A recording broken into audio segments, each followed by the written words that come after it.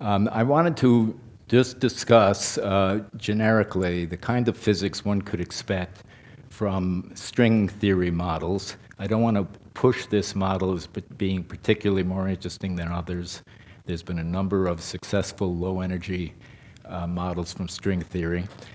This is one that we obtained from heterotic M theory, E8 cross E8 heterotic theory. But I just want to make the point that there's a lot of interesting physics that could possibly occur at the LHC in the next couple of years that would be related to string vacua. So I'm becoming a bit of a phenomenologist here, mainly with the help of Sigi. Whoops, wrong buttons. Still the wrong button. There we go. Sigi Spinner and Zach Marshall, who's now at LBL. So we wanted to look at heterotic compactifications of the E8 cross E8 string, and we found that in a class of theories that were on so-called Schoen-Calabi-Yau manifolds, these are two dp9 surfaces fibered over a P1. You could, in fact, preserve supersymmetry in 4 dimensions if you compactify like that. And that's what we want to do. You don't have to preserve supersymmetry in string theory, but this enforced it by compactifying on this Schoen-Calabi-Yau. But there's also a gauge field involved, and so if you pick the holomorphic vector bundle to be so-called slope stable, which I won't define here, that will guarantee that you also preserve n equals 1 supersymmetry, even with the gauge field background. And we took the gauge group, the structure group of the bundle to be SU4, thus giving us a spin 10 group, and I'll discuss that in a moment. Furthermore, you have to have a Schoen manifold that has holes in it, and in fact, you need Z3 cross Z3 Wilson lines that you can wrap around it, and we're able to construct a class of such models that do that. So in 4 dimensions, we preserve n equals 1 supersymmetry, and we can actually break the spin 10 using these Wilson lines. So what happens? You start off in 4 dimensions. You've broken E8. I won't worry about the hidden sector. I'll only look at the observable sector. So I break E8 with this SU4 down to spin 10. And these Wilson lines, you can choose the generators in a different way. I'll discuss that in a moment. But by far the simplest way is to choose the T3 right generator and the B-L generator inside of spin 10. And I'll discuss why I do that in a moment. And if you do that, those are generic. If you look at the Cartan subalgebra, you find that this is a canonical basis that you'll find. And the first one is just associated with the B-L subgroup of SO10 or spin 10. And the second one, a T3 right, is just part of the SU2 right subgroup of spin 10. And this is, in fact, a natural basis. I'll call it in this talk the canonical basis. And what it does is it breaks spin 10 down to the SU3 cross SU2 of the standard model. But you always have an extra U1 in rank, so you get 2 U1s, and we've chosen them to be a U1 T3 right and the U1 B-L. Again, I'll discuss that in a second. We showed in the Penn math physics group a generic way of computing the low-energy spectrum in these kinds of smooth heterotic theories.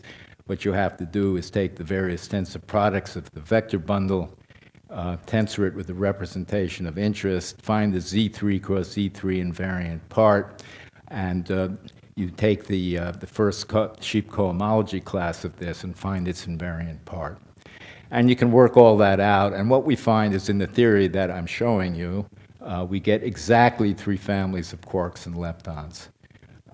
There are 3 families of quarks and leptons, but each family comes with a right-handed neutrino as well. So this is going to be not quite the MSSM or the minimal MSSM, but it has right-handed neutrino multiplets as well, which is a key to this. We also get precisely one pair of Higgs-Higgs-Bohr conjugate fields, which is what you need. So we end up with really with something that's very close to the MSSM, with right-handed neutrino multiplets, chiral multiplets. However, we have an extra U1 floating around because Wilson lines have to preserve the rank, and spin 10 is rank higher, one higher than the standard model. So to repeat, we get precisely the spectrum of the standard model, but each family has right-handed neutrino supermultiplets. We get absolutely no exotic particles, nor do we have any vector-like pairs that we have to prove get heavy. They just aren't there. It's exactly the MSSM, end of story. It's also true from the different 16 and 10 representations of spin 10. You take each quark and lepton from a different representation, it turns out. The Z3 cross Z3 projects different subparticles out, so that in fact you get the soft mass parameters that are in this theory are completely uncorrelated by spin 10 unification. Otherwise, they'd be correlated if they came from the same multiplet, but they do not. There's a lot of U1 cross U1 generators inside of SO10, so for example, we could have just chosen hypercharge in B minus L, which would have seemed a lot easier to do. So why did we choose the canonical basis that I showed you before? And the answer is kinetic mixing. It turns out that you will always get a cross term of the field strengths, the F mu nu cross F mu nu field strengths, unless you choose the particular basis that we chose, which is T3 right and B minus L. Then you don't get any kinetic mixing. The renormalization group is infinitely easier to solve. And it turns out that at the end of the day, you can always rotate back to any other basis that you like, and the physics stays the same. So we'll get hypercharge emerging at the end of the day. We want to turn on the Wilson lines, and when you do that, you realize there's two generators of these Wilson lines, as I discussed, one Z3 and one for the other. And there are two independent classes of non-contractible curves, and therefore each Wilson line has its own mass scale proportional to the inverse radius of each of these non-contractible curves. And there's three possibilities. You can either have the mass of the T3 right to be bigger than B minus L. You could have the mass of the B minus L to be bigger than T3 right, or they're equal to each other. Sorry, I got them backwards here. Or they could be approximately the same. And we've done all of them. Here's an example of this thing. We start off with spin 10.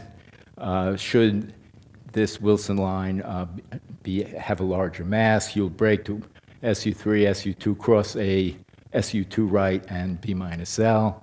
However, if the T3 right was the largest Wilson line mass, you'd break to a Patti-Salam model. And from string theory, you can actually compute exactly from sheaf cohomology what the spectra of these particular models are going to be. And then the other Wilson line turns on at some point, which I'll call the intermediate mass, but this is where the physics really begins. And at that point, you break down to the MSSM with right-handed neutrinos and this extra gauge U1B minus L. And you can go through the Patti-Salam route and do the same thing. In this talk, I will describe this right-handed route only because it's easier to describe. You can also have simultaneous Wilson lines, in which case everything breaks at the same time, but I won't discuss that here. So if you do that, below MI, you end up with a theory that is supersymmetric, except that it has spontaneous supersymmetry breaking, which I won't try to discuss here, but just to say that there's a generic theorem that from spontaneous breaking, at low energy, you will only get these soft masses, which will not disturb the renormalization of the theory. I haven't shown them all here at all. The scalars have these mass squared times scalar squared. There's the enos, the gauge enos here. You get cubic terms that can occur. You can get a h up, h down scalar term with the B coefficient, and so on and so on and so on. It's a big mass, huge renormalization group. You take all of that and you scale it down. And the first thing you'd better do is break U1 cross U1 to U1 of hypercharge. And that happens because of the right-handed neutrino. Turns out when you scale it down, you find that very naturally, as I will show you, you get a mass turnover negative, and you get a vacuum expectation value for the third family right-handed neutrino, which does the breaking exactly what you want it to do. And there'll be some mass scale. I'll either call it B minus L or MZ prime in various places in these slides. When you do that, of course, these theories had R parity because it's embedded, if you like, in the U1 B minus L. But when you break U1 B minus L, you also spontaneously break R parity. But it happens at low enough of a scale that you can check that you do not do any damage to both lepton number violation or have too rapid proton decay. That's because the right-handed neutrino only carries lepton number, and therefore you don't break baryon number at all at first approximation. So you're safe that way. So after you go through B minus L, you have exactly the standard model gauge group, but of course you have some R parity violation, and these are the kind of operators that you have. We'll see this epsilon parameter again. It's fairly small, it has a fairly large VEV, the order of TeV, but it has small Yukawa couplings in front of it. So let's just keep going from here. We break B minus L. We will always insist that it be above its present experimental bound. I don't want to go into that in any detail here. We did this. These numbers are about 4 or 5 months old. It's a little bit model dependent of what this should be. In the case of B minus L, it's probably risen up to 2.6 at this point, which doesn't change this discussion at all. If we just keep scaling down, let's go all the way down. We should, if we can spontaneously break B minus L, we have to break electroweak symmetry. And we check for those situations in which that occurs, and which the MZ mass is 91.2 JeV as it should be, and there's all the usual supersymmetric stuff you have to do to get that to work out. The stops, the left stop and the right stop will mix. There'll be an admixture, and the square root of stop 1 times stop 2 is the usual sign that people use of where supersymmetry is broken. These things have the largest Yukawa couplings, and that's why.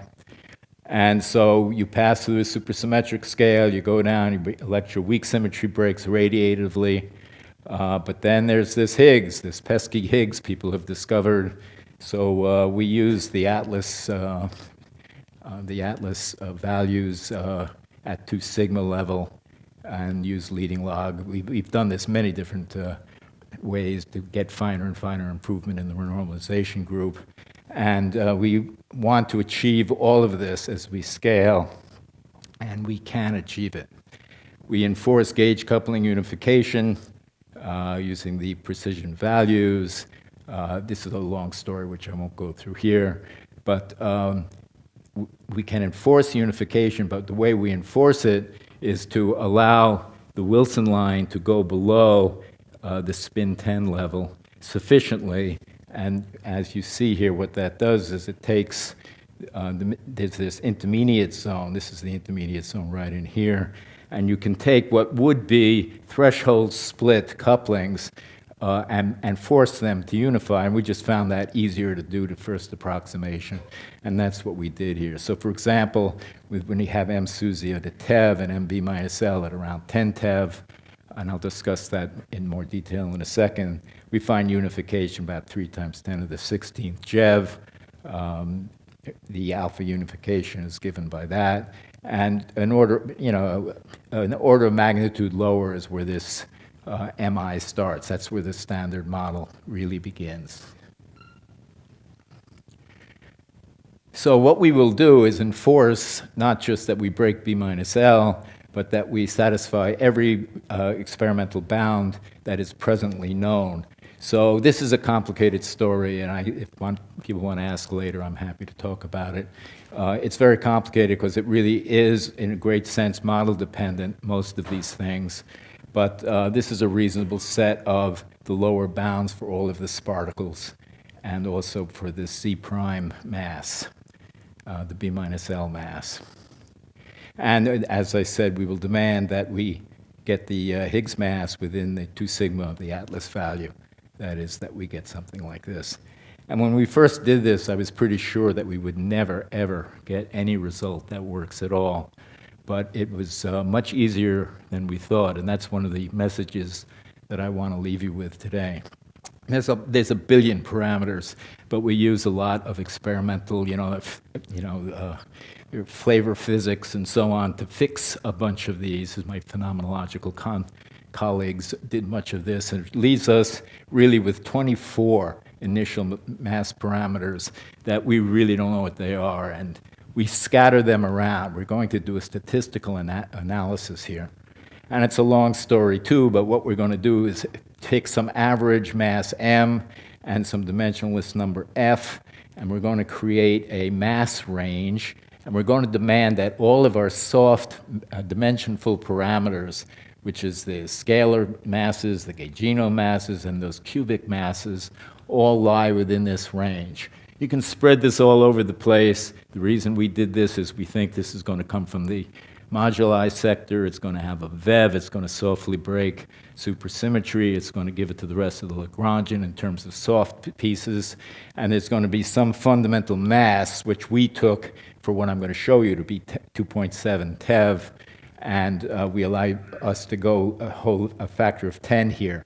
So down by 3.3 and up by 3.3. But you can move this all over the place. You can widen it, you can lower it, you can raise it, and you have all kinds of values for these things. But I'll just show you what happens then. Even with those 24 parameters, the renormalization group equations, as many of you know, are predominantly controlled by what's called SB minus L and SR, which is a sum plus and minus of these soft scalar parameters. So we can plot a lot of this stuff as two-dimensional plots. And this is what we found, again, much to my utter amazement. This is the entire plot. We just statistically scattered all of these masses in that mass range. And the red stuff didn't break B minus L at all, so you throw it out. The green and yellow stuff did break B minus L, but the yellow stuff, in fact, the MZ prime bound was too low. So it's all of this green stuff here that broke B minus L, and the bound was satisfied. So from now on, we're just going to look at what happens to that green zone where we actually did radiatively break B minus L. And so we go down to the standard model. I was very concerned that when we did this, we got abundance that did this, but I thought, well, maybe it's only happens when the initial parameters, these soft parameters, are bunched together. Maybe they're all universal with a few changes or something like that. So we plotted all this stuff, and as you see, there really is no correlation of these initial choices. We found we could break B minus L just trivially with almost any kind of choice of initial parameters, which that in itself just really amazed me. So it was very easy to break B minus L radiatively. So we continued on and we did the main scan. This is the regime we're looking at, but as I say, we can move it around. But we chose this always because every particle we see is going to end up being LHC observable, or almost LHC observable. So we stayed at pretty low mass range. And here's what we found. Here was the green stuff that broke B minus L. Goes all the way through, of course. But then the purple stuff also broke electroweak symmetry with a 91.2 GeV Z mass. So the purple stuff also goes all the way through here. That's pretty good. But then we wanted to satisfy those zillions of lower bounds on the sparticles, and that's all this stuff that my student called Sion, so I'll call it Sion. And then finally, the last thing we had to do was get the right Higgs mass. And amazingly enough, and it really did surprise me, we got a ton of points that satisfied absolutely everything. So we scanned over 10 million initial statistical points, 919,117 broke to the standard, broke to hypercharge, and MZ prime was above the bound. You then got MZ, you broke to electroweak symmetry, SU2 cross U1 to electroweak at 91.2 JeV, got 722,000 of those. We then wanted to satisfy the Sparticle lower bounds. We got 276,000 of those. And I wouldn't think we'd get any that would do the Higgs, but we got 58,000 that did. And you can scatter this all over the place. It is not hard in these kinds of models to get the low energy world as we presently understand it. It really was rather amazing to me. So there should be a theory, of course, as to what these soft masses are. We're working on such a theory. This all has to do with the moduli sector and a lot of mathematics, which is on the edge of mathematics. But we just did this statistically, and you see it's pretty successful. And again, I'm not saying here that this theory is so great that it supersedes any of the others that come from different aspects of string theory. But this does show you that there are string vacua that do pretty well as far as phenomenology is concerned. Okay. So you can calculate the spectra at any time, and we see we can get spectra of really different kinds. So we took two examples. What I was really after here is that one of them has a neutralino as its LSP. Of course, they're not really an LSP because you've broken R parity. So these things are going to decay, and I'll discuss that in a moment. But here's another one. The Higgs is not part of that story, but here we have a Higgsino down here, and here we have an admixture stop, which is the LSP, which is interesting because since this is R parity violating, you really can have the quote-unquote LSP can decay. And the way we did our analysis here was to look for prompt decays because most of the data at CERN, at the time at least, was due to prompt decays. There are separated vertices that one could analyze over, but we stayed with prompt decays at the time.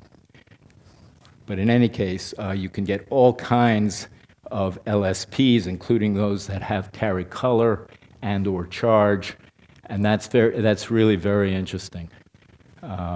You wouldn't have normally allowed the theory to do that because of dark matter, but this isn't going to be the dark matter, it's going to decay, and so you can have this happen. So let me end the talk by discussing a little bit of the exotic low-energy physics that one could observe at the LHC that come out of models of this kind. There's many examples. I don't have much time here, and I'll just focus on this. So let's look at all those black points that had stop LSPs. If you look at our papers, you see we statistically categorized all of them.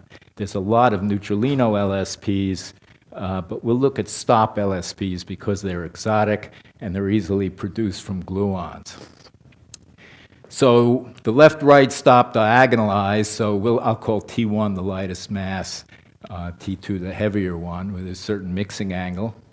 And we'll look at the T1 decays via R parity violating interactions. And it can decay in a couple of ways, but one of them is as a leptoquark, or it can decay into neutrinos and a top. And what we're going to do is look at an admixture LSP, which decays predominantly, very predominantly, as a leptoquark into bottom and a charged lepton. So you can have a couple of glues come together and produce a stop bar, and then these things decay, and as I say, we're going to choose it so that they decay as leptoquarks, particularly. And this has a very interesting result, which I'll try to explain here. We can compute exactly the branching ratios for these things. Find as thus. And these, of course, sum up to 1, so we can go to a positron and a positive muon and a positive tauon, and they sum up to 1. So let's just plot this thing. So if I plot it in the electron and tau plane coming towards you, then is going to be the mu plane, found just by 1 minus the other two. And you find something really rather interesting here. Question is, do you see such decays? Well, they haven't been observed yet, but LHC can look for such things. And it has a very, very strange result here, which actually, in retrospect, is not strange, and I think is very interesting. It's a complete surprise to us. What's breaking the symmetry, and what's breaking B minus L, and hence breaking R parity, is a right-handed neutrino, which is in the neutrino sector.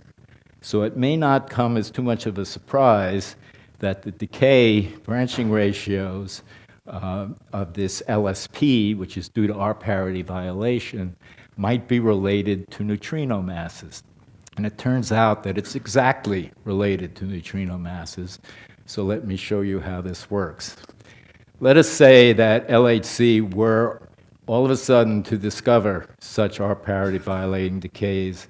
Let's say we're right there where one of those blue points happens to be. What you can then show, just mathematically, is that you will then have an inverted neutrino hierarchy.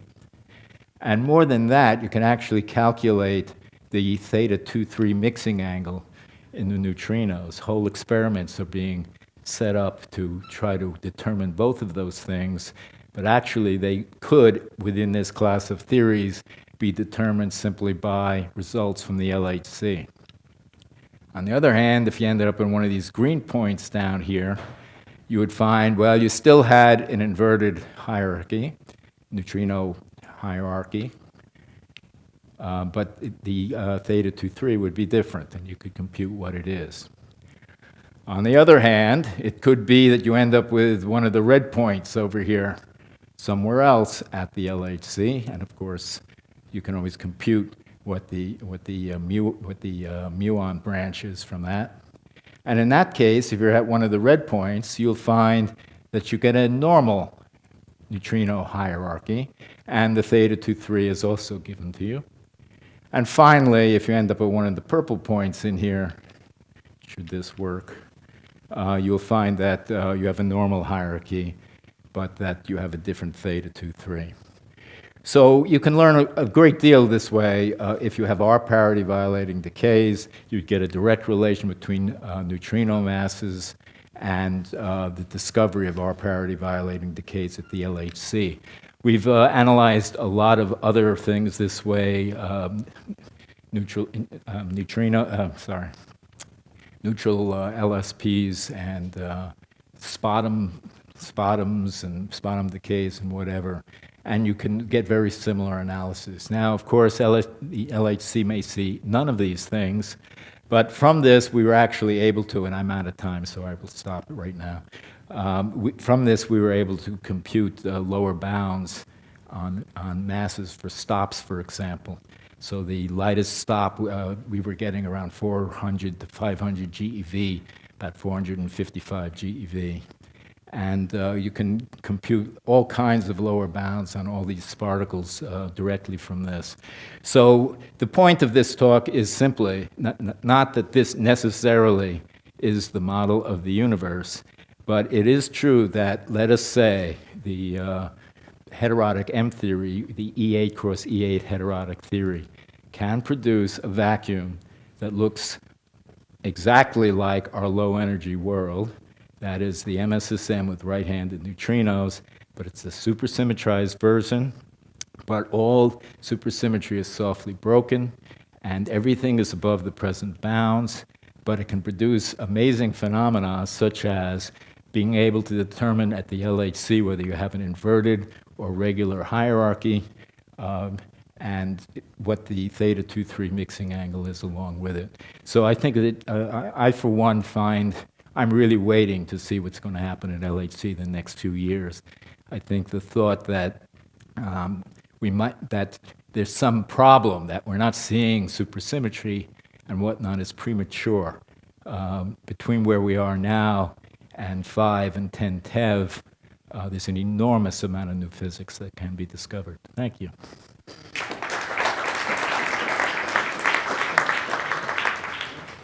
For this intriguing talk. I'm sure there's some questions. Please wait for the microphone.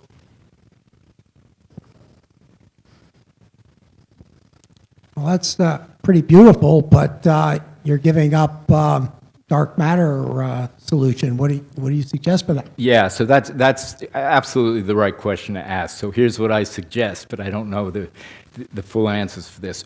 First of all, we've taken prompt decays, so you can also split them, but I do not believe that it's possible for us to allow these things to be long enough lived to be dark matter. So dark matter is either going to be a gravitino, which is a story in itself, or it could be moduli, because there's a whole moduli sector associated with this. But that has to be understood, and we're in the process of trying to understand it.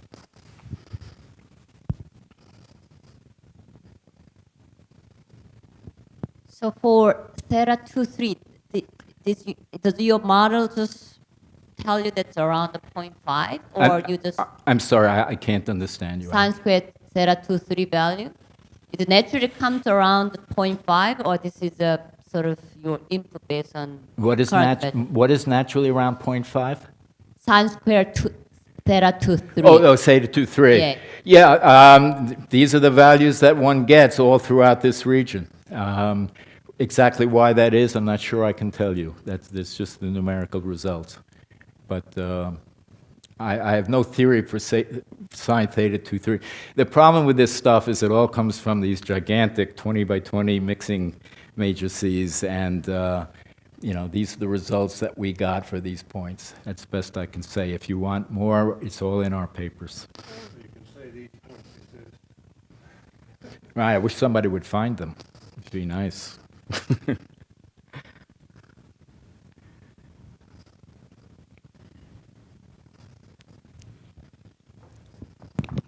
I'm also curious about the other aspect on this plot, that you seem to have a lot of points with inverted hierarchy, which typically requires rather special arrangement in the mass matrix. So Yeah. why do you get inverted hierarchy?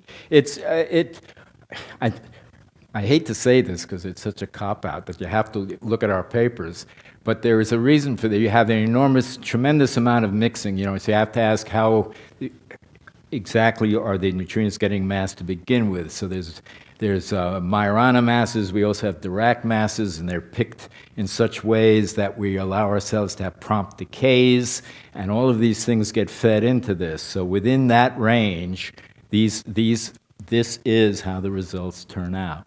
And I'm not sure I can say any more than that. As you start moving around and start splitting vertices or letting them go outside the detector, this stuff starts changing around. But it's a very complicated story.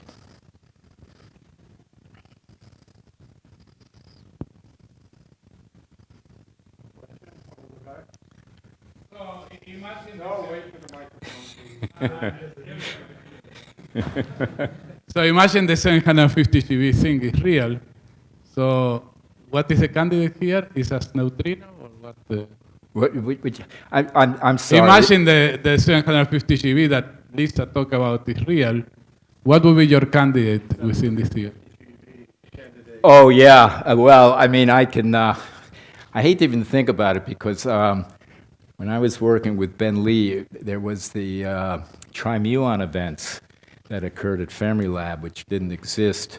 But because of that, Ben Lee and Steve Weinberg got together and completely reworked the standard model. My thesis was symplectic cross U1 in order to produce the trimuon events. Of course, they didn't exist. So you can understand if I don't immediately leap at the data until I find out more. I can imagine producing a stop-stop bar, which then can annihilate each other somehow into photons. Yeah, no, I'm sure it doesn't. And not only that, I would expect jets all over the place. And it's my understanding there's nothing else that accompanies it. But I haven't really thought about it very far. One might think about it within this context. One more question.